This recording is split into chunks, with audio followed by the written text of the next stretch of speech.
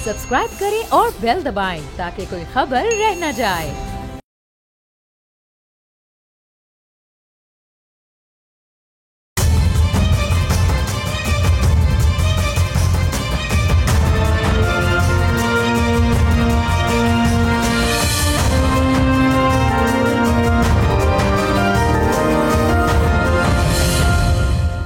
अस्सलाम वालेकुम, आप देख रहे हैं बोल्ड रिपोर्ट्स और मैं हूं बतूल राजपूत।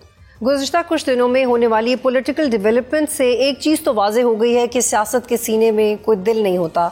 यहाँ कोई प्रिंसिपल्स नहीं होते, सिर्फ ज़ाती मफादात होते हैं। यहाँ कोई असूल और कायदे नहीं होते, सिर्फ फ़ायदा और नुकसान देखा जाता है। यहाँ मोरालिटी नहीं बल्कि यूटिलिटी देखी जाती है। सच्चाई, ईमानदारी, इंटेग्रिटी, ये सब चीज़ें सिर्फ किताबी बातें लगती हैं। सियासत में इनका बिल्कुल अमल दखल नहीं होता। तहरीक इंसाफ एक तरफ 5 अगस्त तक मौजूदा हुकूमत के खिलाफ तहरीक बॉइलिंग पॉइंट पे ले जाने की बात करती है, तो वहीं दूसरी तरफ वज़ीर आला खैबर पख्तूनख्वा अली अमीन गंडापुर इस नून लीग की हुकूमत के साथ सेनेट इलेक्शंस के हवाले से मुआहदे कर रहे हैं, जैसे वो पहले इलेजिटिमेट कहते रहे हैं। एक जस्टिफिकेशन ये दी जा रही है कि अगर नून लीग के साथ डील ना हुई तो हॉर्स ट्रेडिंग शुरू हो जाएगी, वोटों की खरीदो फरोख्त होगी, डेमोक्रेसी डिरेल होगी। लेकिन इसी तहरीक इंसाफ के दौर में जब चेयरमैन सेनेट के इलेक्शन हुए तो खुलकर हॉर्स ट्रेडिंग हुई। हर वो काम किया गया जिससे अब कंडेम किया जा रहा है। सादिक संजरानी को चेयरमैन सेनेट बनाया गया। इस वक्त पीटीआई हॉर्स ट्रेडिंग को जस्टिफाई करती रही, इसे सो कॉल्ड ज़मीर जागना कहती रही। 26वीं आईनी तरमीम आई तो तहरीक इंसाफ ने फुल फोर्स के साथ इसकी मुखालफत की। तरमीम नाकाम बनाने के लिए माजी के पॉलिटिकल राइवल मौलाना फजल रहमान से मुलाकातें भी होती रहीं, लेकिन फिर इस तरमीम के नतीजे में बनाए गए जुडिशल कमीशन में तहरीक इंसाफ के कारकुन बैठ गए। 2018 के इलेक्शन के बाद तहरीक इंसाफ के किंग मेकर जहांगीर तरीन साहब जहाज़ भर के जनूबी पंजाब के लोगों को पीटीआई में शामिल कराते रहे। नून लीग के लोग पार्टी छोड़ के पीटीआई कैंप में जाते रहे। वही चीज़ 2024 में भी रिपीट हुई तहरीक इंसाफ के साथ। क्या ये सियासी असूल है? फैक्ट ऑफ द मैटर है में कोई मॉरल वैल्यूज़ एग्जिस्ट नहीं करती। यहाँ के हुक्मरान पार्लियामेंट में एक दूसरे को गालियाँ दे के फिर खाने की टेबल पर साथ बैठ जाते हैं। सफ़र सिर्फ गरीब करता है। चीनी 200 रुपये सिर्फ गरीब लेता है। आटा महंगा सिर्फ गरीब लेता है। बिजली और गैस के महंगे बिल गरीब देता है। ये पैटर्न कब तक तब्दील होगा, कैसे तब्दील होगा, इस सब पे बात करते हैं। प्रोग्राम में मुझे ज्वाइन करें मोहसिन बेग साहब, सीनियर सहाफ़ी तज्ज़िया निगार हैं। अतर काज़मी साहब ज्वाइन करें, सीनियर सहाफ़ी हैं, बहुत ज़बरदस्त प्रोग्राम करते हैं। मोहसिन बेग साहब, सियासत पर तो बात करेंगे, लेकिन पहले डोनाल्ड ट्रंप ने पाकिस्तान भारत के हवाले से एक रीसेंट स्टेटमेंट दी। जी मोहसिन साहब, आपने ये सुना? ब्रॉडर जियो पोलिटिकल पर्सपेक्टिव में आपके लिए ये बयान कितना अहम है? देखिए, पाकिस्तान जो पॉलिटिकल सिचुएशन जो जिस हालात में इस वक्त हम लोग हैं, पाकिस्तान और हमारी नेबरिंग कंट्रीज, उसमें पाकिस्तान पिछले इस इंडिया पाकिस्तान वॉर में बहुत इम्पोर्टेंट हुआ। और नेचुरली जो चीफ ऑफ आर्मी स्टाफ की ट्रंप से जो मुलाकात थी, उसमें भी ये पूरे खित्ते को डिस्कस किया गया। और नेचुरली जो हमारे नेबर्स, जैसे ईरान की वार शुरू हुई तो उसमें भी बड़े इम्पोर्टेंट रोल था हमारा। तो मैं समझता हूँ कि इस सारे एरिया में पाकिस्तान के जो पोजीशनिंग है वो बड़ी इम्पोर्टेंट है। और ख़ासकर इंडिया ने जो हमारे खिलाफ जो भी एक प्रोपेगेंडा किया हुआ था, वो बहुत हद तक अमेरिकन की हद तक तो बहुत ज़्यादा जो है वो हमारी फेवर में गया, वो गलत साबित हुआ। नेचुरली जो ईरान इजराइल जंग थी, उसमें भी जो हमारे एनालिसिस और हमारा जो स्टैंड था विद ईरान, वो भी वक्त में साबित किया कि हम ठीक थे। एंड देन जो चाइना के साथ हमारे रिलेशनशिप है, उसको अमेरिकन थोड़े से डिफरेंट एंगल से देख रहे थे, लेकिन रीजन में रह के चाइना एक ऐसा इम्पोर्टेंट कंट्री है जिससे पाकिस्तान जो है वो किसी सूरत भी कोई ऐसे माहौल या ऐसे तल्लुकात ख़राब नहीं करना चाहता। तो ये सारी चीज़ें अमेरिकन के लिए बड़ी नई थी। नेचुरली उनको इस एरिया में पोजीशन चाहिए। इंडिया के बाद उनका जो इस वक्त फोकस है वो पाकिस्तान है, और वो चाहते हैं कि इस एरिया में पाकिस्तान को वही रिलेशनशिप और वही तल्लुकात पे वापस लाया जाए जो आज से पहले कभी अमेरिका के साथ। जी बिल्कुल। मोहसिन साहब, अतर साहब को भी इसमें शामिल करते हैं। अतर, आप पे मैं चाहती हूँ कि आप इसी पे कमेंट करें। President Trump is frequently positioning himself as a potential mediator. वो कश्मीर पे भी बात करते रहे हैं। इस दौरान ये भी बयान आना और भारत के लिए डिप्लोमेटिकली कितना डैमेजिंग है?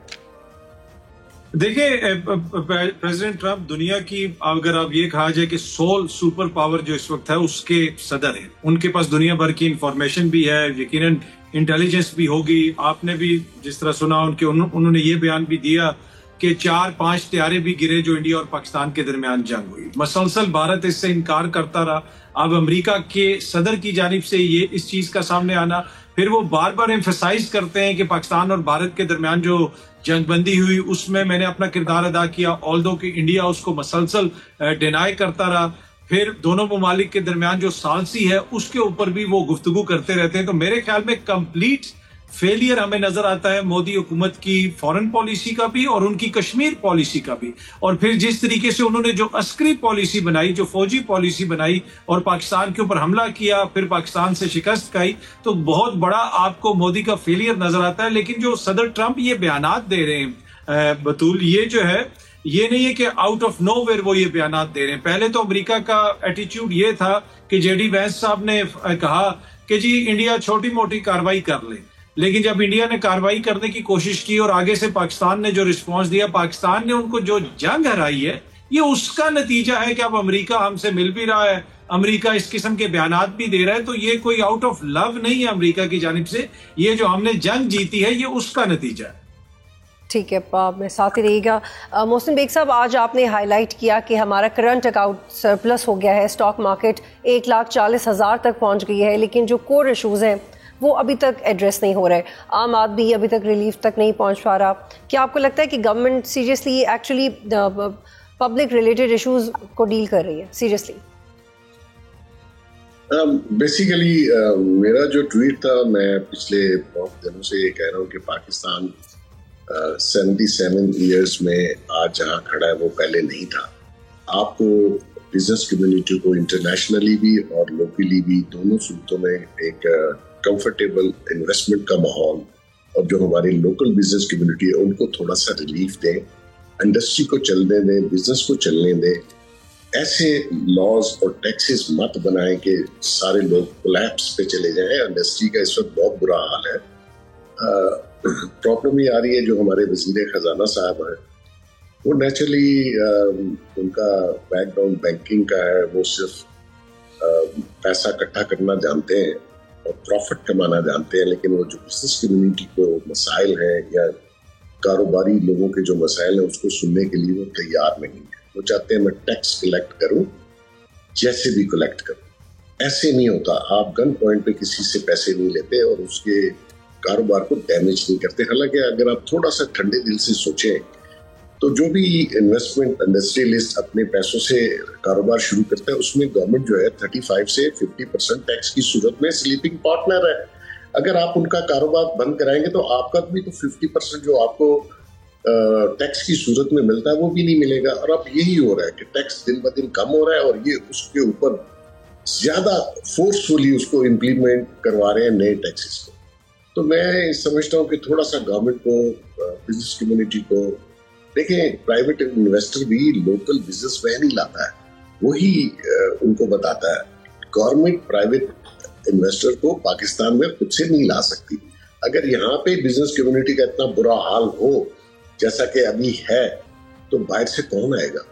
तो मैं समझता हूँ कि थोड़ा सा वजीर खजाना साहब को भी और गवर्नमेंट को और खासकर FBR को चाहिए कि थोड़ा सा रिलीफ दे, कारोबार चलने दे तो बेहतरी आ जाएगी। और ये हालात इस वक्त हमारे मुल्क की फेवर में है। इस अपॉर्चुनिटी को ऐसे कुछ टैक्सेस लगा के, इतनी इन्फोर्समेंट करके, इतना खौफ का माहौल कारोबारी लोगों के लिए पैदा नहीं करना चाहिए।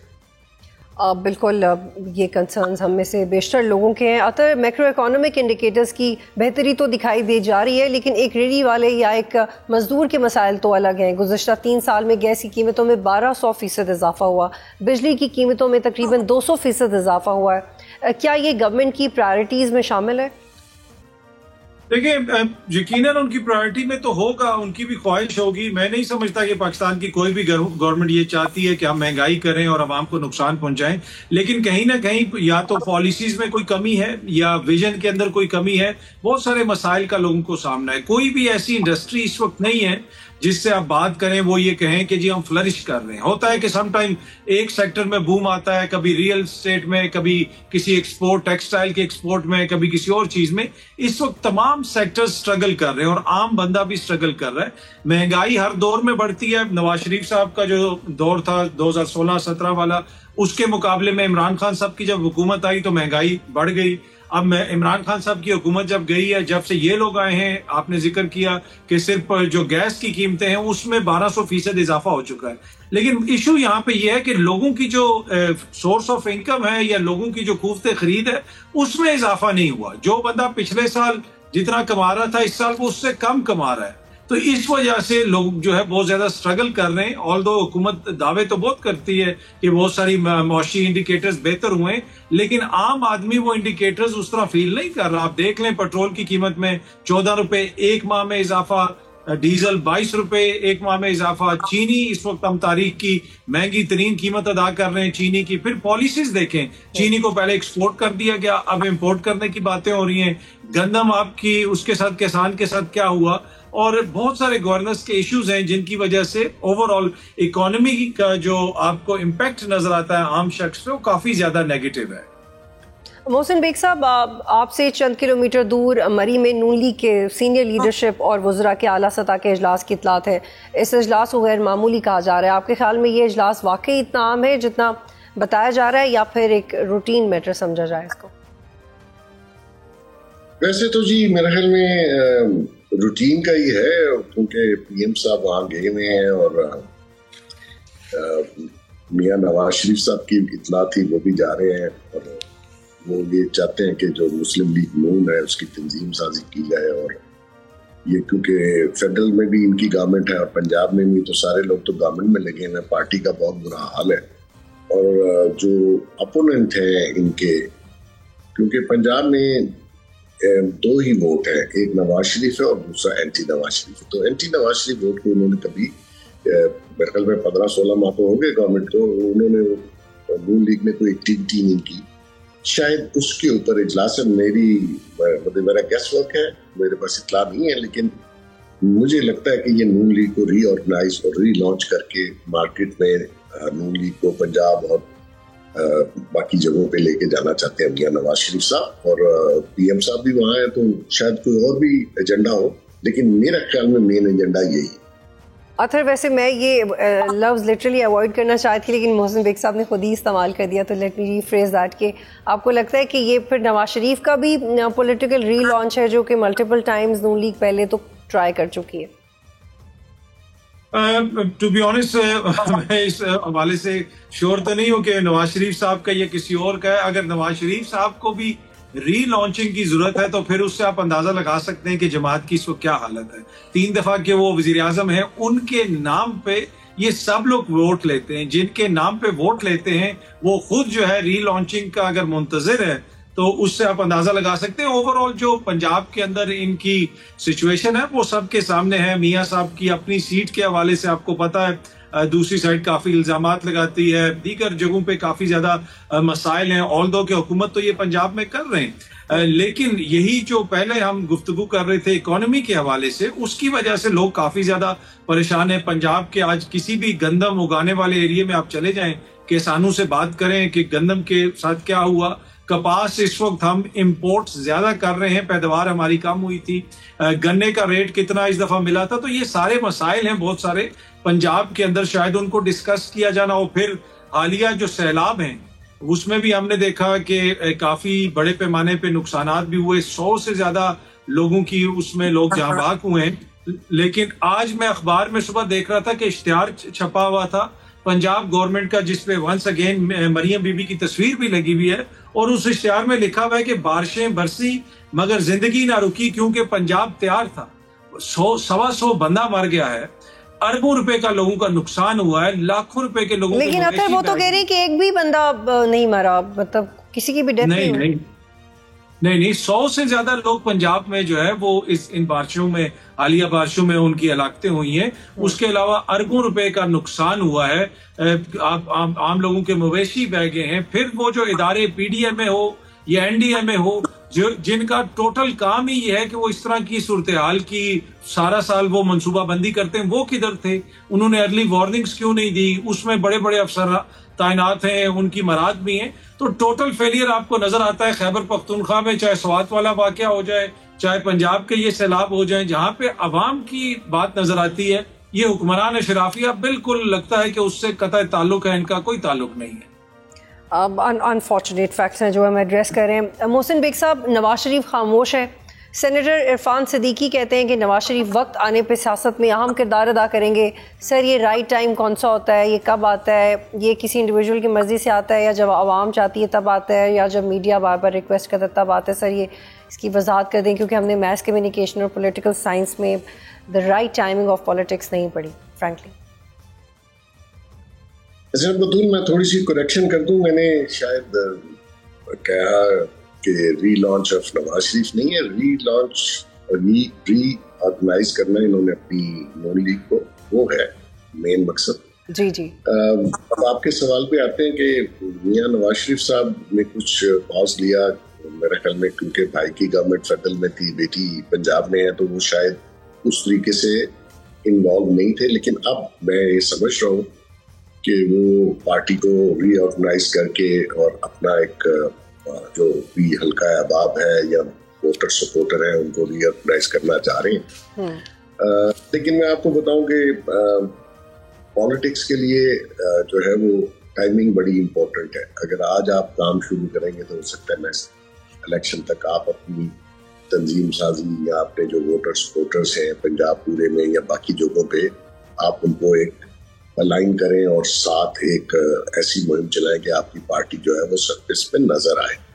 क्योंकि वो जो गैप था पंजाब में जिसको अपोनेंट ने फिल किया, मियां नवाज शरीफ पॉलिटिक्स उस तरह नहीं कर सके, एग्जाइल में थे, तो वो जो कमी है नेचुरली वो चाहेंगे कि वो पूरी हो। क्योंकि शहबाज साहब तो उस तरीके से पार्टी ऑर्गेनाइजेशन में नहीं है और नवाज शरीफ साहब का ही वोट बैंक है। यहाँ वोट बैंक उनके पीछे उनकी बेटी ने कुछ इंटैक्ट रखा। तो ओवरऑल इनको चाहिए कि वो अगर उन्होंने सियासत करनी है और एक पंजाब की बड़ी पार्टी है तो उसको रीऑर्गेनाइज करना चाहिए इनको बिल्कुल, और उसके लिए काम करें। और आपके मुताबिक नून लीग को इससे फ़र्क नहीं पड़ता कि ठीक है वो तंजीम साजी करें, मीटिंग्स करते रहें, वोट बैंक भी उनका नवाज शरीफ का इंटैक्ट है, लेकिन नवाज शरीफ कुछ ना कहें तो चलता रहेगा, ठीक रहेगा नून लीग के लिए, और उनको पे दर पे इशूज़ पे बयान देने की ज़रूरत नहीं है? ऐसा लगता है आपको? नहीं, देखें, जो मसाइल हैं नेचुरली मैं समझता हूँ कि उनको गाइड करना चाहिए। उनका एक्सपीरियंस है, 3 टाइम प्राइम मिनिस्टर रहे हैं, उनकी पार्टी है। नेचुरली अगर कोई ऐसा इक़दाम गवर्नमेंट करती है जिससे उनका वोटर और सपोर्टर डैमेज होता है या उससे नाराज होता है या वो तकलीफ में आता है तो इनको बोलना चाहिए। इनको चाहिए कि उस चीज़ों को एड्रेस करें और अपने वोटर्स को जिनके वोट लेके आते हैं उनको भी सेटिस्फाई करना चाहिए, उनकी दाद फरियाद सुननी चाहिए। लोग हकीकत में, मैं आपको बताऊं, हकीकत में लोग मुश्किल में हैं और ऐसा कोई एरिया या ऐसा कोई प्रोफेशन या ऐसा कोई तबका नहीं है जो परेशान ना हो। अमीर भी परेशान है और गरीब भी परेशान है क्योंकि हालात, कारोबारी हालात थोड़े से। ठीक है मोहसिन साहब, आई प्लीज होल्ड यू है। अतर साहब, पीटीआई में सेनेट के टिकट्स के हवाले से इख्तिलाफात चल रहे हैं, सियासी कमेटी में भी हंगामा राई हुई। एक तरफ 5 अगस्त को आपने तहरीक को पीक पे आपको लगता है कि ये लेके जा सकेगी, दूसरी तरफ इस तरह की बातें हो रही हैं, तो ये तहरीक को सूट करता है? मुझे नहीं लगता टू बी ऑनेस्ट कि अभी ये कोई अवामी तहरीक चलाने की पोजीशन में है। 5 तारीख की डेट दी गई थी लेकिन उसकी तो नफी खुद अली अमीन गंडापुर साहब ने कर दी 90 रोज की बात करके। ऑल्दो के ख्वाहिश तो उनकी हो सकती है लेकिन फिलहाल तो यही लग रहा है कि सेनेट के टिकट्स के मामले के ऊपर काफी ज्यादा इख्तलाफ है। कुछ लोग ये कह रहे हैं फार्मूला तय पा गया है, लेकिन एट द सेम टाइम उनके जो इरफान सलीम है, एक और कैंडिडेट है, वो ये कह रहे हैं कि हम विड्रॉ नहीं करेंगे। फिर पाकिस्तान तहरीके इंसाफ, देखें ना, तजादात हैं बहुत सारे मौकिफ में। आप एक तरफ कहते हैं कि वोट इनको नहीं पड़ा जिनको मखसूस सीटें दी गई, और वैसे रियलिटी भी यही है, जनरल सीटें कम हैं, मखसूस सीटें उनको ज्यादा दे दी गई हैं। पर एट द सेम टाइम जिनको वोट नहीं पड़ा, जिनको खैबर पख्तूनख्वा की अवाम ने इलेक्ट नहीं किया, आप उनके साथ एक फार्मूला तय कर रहे हैं जिनके ऊपर आप आइन शिकने के इल्जामात भी लगाते हैं, 26वीं आईनी तरमीम के इल्जामात लगाते हैं, बहुत सारे इल्जामात लगाते हैं, लेकिन एट द सेम टाइम आप उनसे फार्मूला तय करके कुछ सेनेटर्स उनको दे रहे हैं, कुछ अपने पास रख रहे हैं। तो ये तो आपके मौकिफ में बहुत बड़ा तजाद है। अगर आप उनको लेजिटिमेट अवामी नुमाइंदे नहीं समझते तो क्यों आप उनसे कोई फार्मूला तय कर रहे हैं? आप अपने कैंडिडेट्स को मैदान में उतारें। अगर आपको पूरा यकीन है कि आपका कोई बंदा नहीं बिकता, अगर कोई बिकता है तो फिर कौम के सामने होना चाहिए जी कौन बिक रहा है। तो मेरे ख्याल में काफी ज्यादा हमें तजादात नजर आते हैं उनके मौकिफ में इस वक्त, जिसकी वजह से मुझे तो तहरीक इस महीने और 5 तारीख तक पीक पे जाती हुई नजर नहीं आ रही। Fair enough. मोहसिन बेग साहब, अगर कुछ पीटीआई वर्कर्स कागजाती नामजदगी वापस नहीं लेते तो क्या ऐसा हो सकता है कि पीटीआई में एक फॉरवर्ड ब्लॉक बनने के चांसेस बढ़ जाएंगे और खुद पीटीआई के लिए सेनेट इलेक्शंस में कोई सरप्राइज आ सकता है? मेरे ख्याल में तो जी सरप्राइज आएगा। नेचुरली जिन दो लोगों पे पीटीआई ज्यादा शोर मचा रही है वो नेचुरली पैसे दिए होंगे उन्होंने, और केपीके में तो सेनेटर मेजॉरिटी ऐसी है जो पैसों के जोर पे बनते हैं। पहले भी पीटीआई के बहुत से लोगों ने पैसे लेके पार्टी से खिलाफ करके वोट दे दिए जिन्होंने पैसे दिए थे उनको। और अब भी मैं आपको बता दूं, it's a heavy money game. अब भी बहुत लोगों ने एडवांस पकड़ा हुआ है। ये सिर्फ इंतजार था कि आया ये सेनेट के जो कोर्ट का फैसला वो हो जाए। तो अभी भी आपको लगता है मोहसिन बेग साहब ये 50 करोड़ वाली बात दुरुस्त है? मेरे ख्याल में 50 करोड़ थोड़े हैं, ये 150 करोड़ की बात होनी चाहिए मेरे ख्याल में। मैं आपको सुन नहीं पाई सर, दोहराइएगा, क्या कहा है आपने? मैंने कहा, आपने कहा 50 करोड़ की बात आप सुननी है, तो मैं ये समझता हूँ कि 50 करोड़ बहुत छोटी रकम है, ये 150 करोड़ की बात होनी चाहिए। चलिए फिर जिसके 150 करोड़ है वो सेनेटर बन जाएगा, ये लगता है आपको? आधी सेनेट आपकी ऐसी बैठी हुई। आखिर आप इस पे कमेंट करें, क्योंकि अब हम खुद भी फील्ड में जाते हैं। मैंने तो खुद लोगों का कॉन्फिडेंस देखा है, वो उन्हें पता है, उनसे पूछते हैं सर आप सेनेटर बन रहे हो, कह रहे हैं जी बन रहे हैं, मैं सेनेटर बन रहा हूँ, बोलते हैं वो इसे। ये अलमिया टू बी ऑनेस्ट ये कोई आज से शुरू नहीं हुआ। माजी के अंदर भी हमने इधर सेनेटर्स इस तरह देखे। आज जहाँ पे मिर्जा अफरीदी साहब के हवाले से कहा जा रहा है कि वो पहले नून लीग के थे, बाद में मुजम्मत कर ली, अब दोबारा पीटीआई ने उनको अपना कैंडिडेट बना दिया है। इसी तरीके से अमीर मुकाम साहब के साहबजादे वहां से कैंडिडेट हैं। तला महमूद साहब जो JUIF के पहले सेनेटर थे, अब वो बिलावल साहब की जमहूरियत लेके आएंगे सेनेट के अंदर। तो हर सियासी जमात के अंदर कुछ सीटें ऐसी होती हैं जो शायद बेग साहब ने बिल्कुल दुरुस्त फरमाया, जो पैसे दे के शायद रखी गई होती हैं। क्या ऐसा होना चाहिए? कतन ऐसा नहीं होना चाहिए, लेकिन अनफॉर्चुनेटली रियलिटी तो ऐसी ही है। मोहसिन बेग साहब, पहले भी जो अपॉर्चुनिटी थी रिजर्व सीट्स पे, उस पे भी एक नाकदीन कहते हैं कि पीटीआई ने बहुत इंटेलिजेंट पॉलिटिक्स नहीं की। इलेक्शंस के बाद भी जो कुछ इश्यूज थे पीटीआई को, just because of the recklessness from their lawyers side, they could not defend few very points जो उनके हक में जा भी सकते थे। तो क्या ये सेनेट के मामले पे भी आप समझ रहे हैं कि ब्लंडर हो जाएगा पीटीआई के अंदर? ब्लंडर हो चुका होगा, क्योंकि ये काफी अरसे पहले से गेम चल रही थी। अभी हर शख्स का कोशिश होती है कि वो जो पार्टी जिसको नॉमिनेट करती है नेचुरली वो पैसे खर्च नहीं करता। अब इसमें 2-3 नाम ऐसे हैं जो मेरे ख्याल में पैसे खर्च नहीं कर पाएंगे। अगर उन्होंने पैसे मैच ना किए जो अपोनेंट उनके दे रहे हैं, तो नेचुरली वो रह जाएंगे। बता सकते हैं कि आपको क्या कौन है जो पैसे नहीं दे सकेगा? देखिए, वो मैं नाम नहीं लेना चाहता। आवाम के इल्म में इजाफा करें मोहसिन बेग साहब। आवाम को ला इल्मी रहने दे तो बेहतर है आवाम के लिए, क्योंकि यहाँ इल्म रखने वाले के लिए बहुत बुरी सजा होती है। तो जब वो लीडर जीत के आएंगे सेनेट में, तो सबको पता चल जाएगा कौन आया और उसका तल्लक कहाँ से था और कितने पैसे लेके आया। बहुत शुक्रिया, आप दोनों प्रोग्राम में ज्वाइन करे थे। यहाँ पे एक ब्रेक लेते हैं, फिर वापस आएंगे।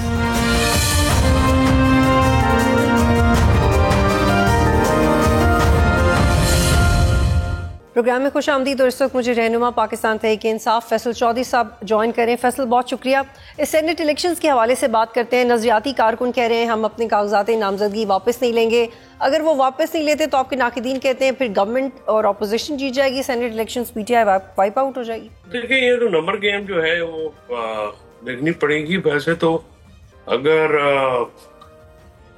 रूटीन के इलेक्शन हो तो पीटीआई इलेक्शन आराम से जीत जाएगी, लेकिन जैसे बहुत सारे दूसरे मसलों को मिस हैंडल किया गया है, वहाँ पे सेनेट के इलेक्शंस को भी बड़ी इसमें मिस हैंडलिंग नजर आती है, पॉलिटिकल इनएक्सपीरियंस नजर आता है, लोगों को जो है वो डिसिप्लिन का फुकदान नजर आता है। तो ये सारी चीजें अपनी जगह है। दूसरा, कुछ फैसलों का भी असर है, डिफेक्शन क्लॉज लगनी नहीं है, लोगों को जो है आज़ाद डिक्लेयर करवा दिया गया है पहले ही। तो पीटीआई जो है उसको कॉर्नर तो किया जा रहा है ना हर तरफ से। तो अगर इस तरह की कोई बात हो तो उसमें हैरान नहीं होना चाहिए। जाहिर है पीटीआई जो है, जो ताकतवर लोग हैं, वो कुछ भी कर सकते हैं। मुल्क कोई आइन कानून और ज़ाब्ते के मुताबिक तो नहीं चल रहा ना जी। ये अथॉरिटेरियन रिजीम है, बस डंडे के जोर पर चल रहा है तो चलता रहेगा।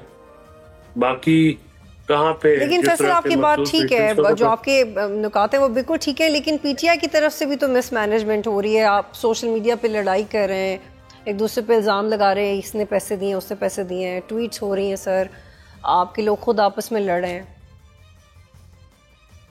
गुजारिश ये है कि हमारे जो लोग इस वक्त पार्टी के काबरीन लगाए गए हैं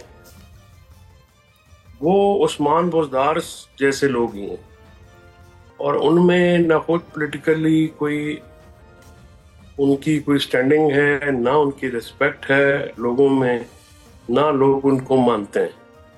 और ये बुज़दार फार्मूला पार्टी से इमरान खान साहब को हटाना पड़ेगा। अगर वो चाहते हैं कि पार्टी किसी डिसिप्लिन में रहे तो बंदों को निकालना या बंदों के ऊपर ऐसे लोग लगा देना जो कि इखलाक बाख्ता हो जाएं और ध्यान बकना शुरू कर दें, ऐसे लोगों से पार्टियां नहीं चलती। अब फैसल इसकी वजाहत कर दें कि बुज़दार फार्मूला के तहत कौन है जो इस वक्त पीटीआई में काम कर रहा है, जो फार्मूला आपने बताया? जो पीटीआई की जो लीडरशिप है वो सारे बुज़दार, एक से एक बढ़ के बुज़दार है और नलायक हैं, पॉलिटिकली आप सबको एक ही तरह कह रहे हैं, सबकी बात कर रहे हैं। सलमान नकम राजा, वही जो तीन चार मेन होते हैं वही होते हैं ना, लीडरशिप हर बंदा तो नहीं होता ना। सारे के सारे। अली अमीन इनमें बहुत बेहतर आदमी है, वो सियासी तौर पे मैच्योर आदमी है, उसको देना पड़ेगा इनको, उसको दे दें। देखे ना, ये सेक्रेटरी जनरल जो है ये तो बिल्कुल ही जिस तरह की गुफ्तगू करता है तो आधा पागल है, बल्कि पूरा ही पागल है। वो वकास अकरम शेख जो है वो कभी निकला ही नहीं। गौहर खान शरीफ आदमी है, उसको इन्होंने जिज किया हुआ है, हर बंदा उठता है उसके गले पड़ जाता है। इसी तरह से बाकी जो अपोजिशन लीडर हैं वो आपको नजर कभी नहीं आए, ना सेनेट वाला नजर आया है, ना उमर साहब हैं, वो अपनी मुसीबतों में पड़े हुए। तो ये 5-6 बंदे होते हैं ना जो पार्टी चलाते हैं, इनमें यार सियासी लोग ज्यादा हैं, सियासी अली। अच्छा फैसल, ये थोड़ी वजाहत कर दें, आपने शेख वकास अकरम के बारे में कहा है। शेख वकास तो बड़े प्रोएक्टिवली इंटरव्यूज दे रहे होते हैं, मैं तो उन्हें फॉलो करती हूँ, वो तो आप कह रहे हैं कि वो नजर नहीं आते। और दूसरा जो आपने सलमान नकम राजा के बारे में जो कहा है, फैसल चौधरी साहब, अगर सलमान नकम राजा नहीं कह दिया कि फैसल चौधरी के खिलाफ कार्रवाई करेगी पार्टी, फिर कैसा लगेगा आपको जो आपने उनके बारे में कहा? क्योंकि वो तो आजकल कर रहे हैं ऐसा, उन्होंने आलिया हमजा के बारे में भी। पार्टी जब करेगी मैं देख लूंगा, जो बंदा पब्लिकली लोगों को बेइज्जत करे, जो है वो पब्लिकली पागलपन का मुजाहरा करे, तो उसको आप और क्या कहेंगे? और वकास अकरम शेख केपी हाउस में बैठ के इंटरव्यू देता है कि भाई अपने हल्के में गया है, पंजाब में क्यों नहीं आते ये लोग वापस? नुकसान केपी में तो जरूरत नहीं है इनकी, ये तो सारे पनागुज़ीन है वहाँ पे, ये वहाँ पे पनागुज़ीन होके अली अमीन के खर्चे पे बैठे हुए हैं। अली अमीन ने इस समेत बहुत सारे लोगों को रखा हुआ। लाहौर जो प्रेस कॉन्फ्रेंस हो रही थी तो आपने देखा था सेक्रेटरी इन्फॉर्मेशन को, वहाँ पे जो सो कॉल्ड बहुत बड़ी सक्सेस हुई थी उसमें आपने देखा था सेक्रेटरी इन्फॉर्मेशन को या अपोजिशन लीडर्स को या दूसरे जो लीडर्स हैं, जो पॉलिटिकल कमेटी है और कोर कमेटी में 82 बंदे हैं, गुलिस्तान सिनेमा ही है, 82 बंदों के साथ या इतने बड़े लोगों के साथ कोई होती है? बाहर जुल्फी बुखारी गया तो उसके खिलाफ ईमेल्स और उसके खिलाफ प्रोपेगेंडा शुरू हो गया। तो ये क्या मजाक है? ये क्या हो रहा है? मतलब हम जो पीटीआई से ताल्लुक रखने वाले हम जैसे पुराने लोग हैं, हम इस सूरत पे बहुत ज्यादा गुस्से में भी हैं, रंज में भी हैं कि ये क्या मजाक हो रहा है। इमरान खान की जात को जो है वो अंदर बिठाया हुआ है, ना इमरान खान साहब को भी फैसले करने में मैंने तो उनको 8500 दफा कहा है कि आपको ये अपना फैसले रिव्यू करने पड़ेंगे। आपकी टीम बहुत कमजोर है और जो आपने टीम लगाई हुई है आप उसके लेकिन उमर अयूब और बैरिस्टर गौहर को क्या करना चाहिए फैसल चौधरी साहब? देखिए, बैरिस्टर गौहर बेचारे को तो जो घर से उठ के अगर लोग कहने शुरू कर दें वो कॉम्प्रोमाइज है तो क्या करेगा? उमर अयूब साहब जो है वो समझते हैं, लेकिन मसला ये है कि वो भी सियासी तौर पे कोई डिलीवर नहीं कर पा रहे। चलो शिबली फराज तो वैसे ही फारग है, वो तो हो भी तो कोई एक्टिव नहीं होते, आज तो वैसे उनकी सेहत खराब है। तो जिस तरह के लगेगा, अब देखे ना, इस किस्म के नाकाम तजर्बे करके कामयाबी का रिजल्ट तो नहीं लिया जा सकता। अब जुनैद अकबर, आलिया हमजा या जो हमारे तंजीमें हैं, कारकुनान हैं जिनको मानते हैं, उनको काम नहीं करने दिया जा रहा। ठीक है ना, जुनैद अकबर को जो है वो भी नाला है, आलिया के साथ जो हुआ वो भी आपके सामने है, बाकी तंजीम के साथ भी। मैं बहुत क्यूरियस हूँ ये समझने में जो आप बातें कर रहे हैं फैसल चौधरी साहब। जब आपकी पार्टी की मीटिंग्स होती हैं तो आप लोग आपस में भी क्या इसी तरह बात करते हैं कि ये तो फारिग है? तो sir, is this how you communicate and do you understand each other? मैं तो कभी किसी मीटिंग में गया ही नहीं, ना मैंने डिसएग्रीमेंट्स हैं फैसल चौधरी साहब। भाई मीटिंग्स क्या है, वो तो शेर अफजल कहते हैं कि मीटिंग पार्लिमानी पार्टी में गालू गलूच होती है, दूसरियों में भी होता है, तो ऐसी जगह पे जाके क्या करना होता है? आप मुझे बताया ना कि सेनेट में इन्होंने इतने दिन ज़ाया कर दिए। 5 अगस्त की तारीख का कोई लायामल है? क्या करना 5 को? वाली नाइट करनी है, खाना खाना है, पटाखे फोड़ने हैं, क्या करना है? कोई समझ तो नहीं आ रही। पीटीआई को इस वक्त डिस्ग्रंटल कर दिया गया है, पीटीआई की तो इफेक्टिवनेस ही खत्म कर दी गई है। जाहिर है किसी के कहने पे की है, लोग पार्टी पे कब्जा करने की सोच रहे हैं। इमरान खान का तो कोई नहीं सोच रहा। इस वक्त लोग जो हैं वो पार्टी पे कब्जा करने की सोच रहे हैं। कौन पीटीआई पे कब्जा करना चाह रहा है फैसल चौधरी साहब? किसका नाम लेना चाहते हैं? कौन पीटीआई पे कब्जा करना? वक्त आने पे खुद ही एक्सपोज हो जाएंगे और नाम नहीं लिया जाता। सेनेट के इलेक्शन जो हैं उसके दौरान जिस तरह से मामला हुआ है, कोई शहीद जो हमारे कारकुनान हैं केपी के, उनको किसी ने टिकट देने की बात की है? और जो नाम आए हैं, क्या कारकर्दगी है इनके नामों की? मिर्जा अफरीदी साहब आए, चलो उन्होंने तो इल्जाम है या कहा जाता है मुबैना तौर पे, पता नहीं उसमें हकीकत है या नहीं, कि जो वो पैसे देते रहे पार्टी को भी और वो वकीलों की फीसें देते रहे बकौल वीलॉगर्स के, और बाकी जो हैं उनकी क्या कारकर्दगी है? स्वाए 2-3 नाम हैं, बाकी अक्सर नाम जो है उनकी कोई कारकर्दगी नहीं है। सिर्फ ये है कि कोई बेगम साहबा के जानने वाला है तो कोई पुराने जानने वाला है। इस तरह से तो नहीं होता ना कि मेरिट पे टिकटें तो नहीं दी जा रही, टिकटों की जो तकसीम है।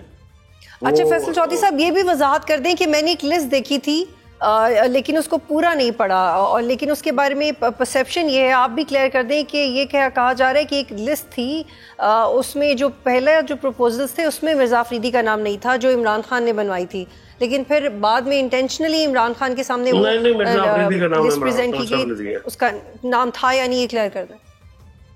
मिर्जा अफरीदी का नाम इमरान खान साहब ने दिया है। ये जो लिस्ट आई है बैरिस्टर साहब की, इमरान खान साहब ने खुद डिक्टेट की है, ये उन्हीं की लिस्ट है, इसमें कोई शक की बात नहीं। ठीक ठीक ठीक। अब फैसल चौधरी साहब, क्या ये दुरुस्त है कि जो आपकी लेटेस्ट मीटिंग थी पीटीआई की, उसमें आरिफ अलवी साहब नाराज होकर चले गए?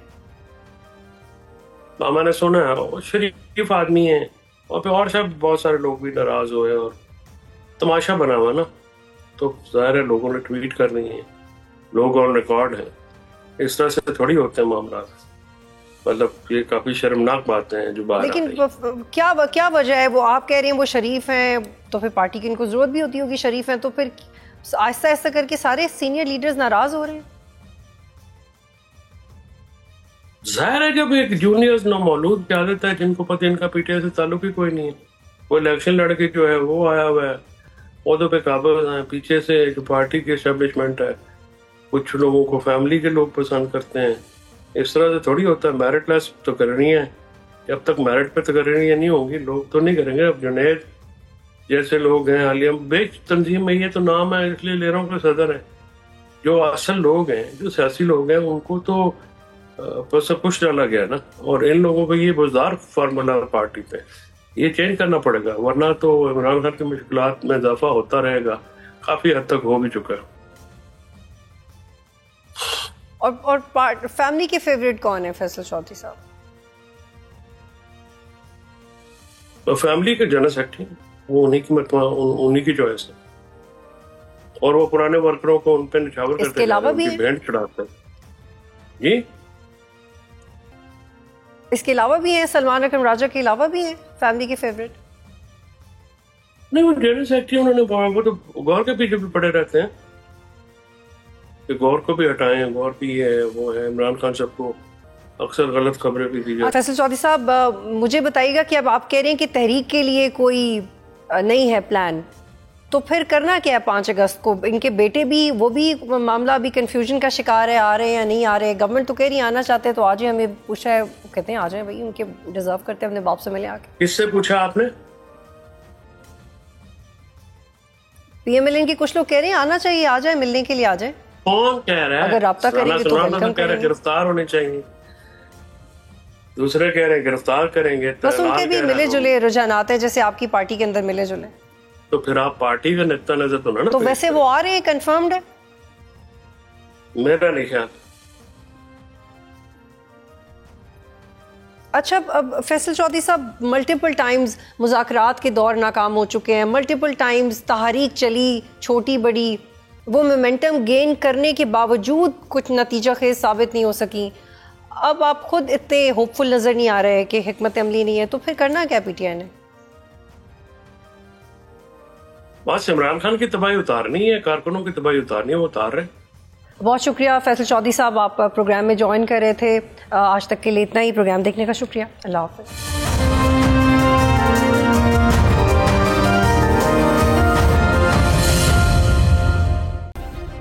सब्सक्राइब करें और बेल दबाएं ताकि कोई खबर रह न जाए।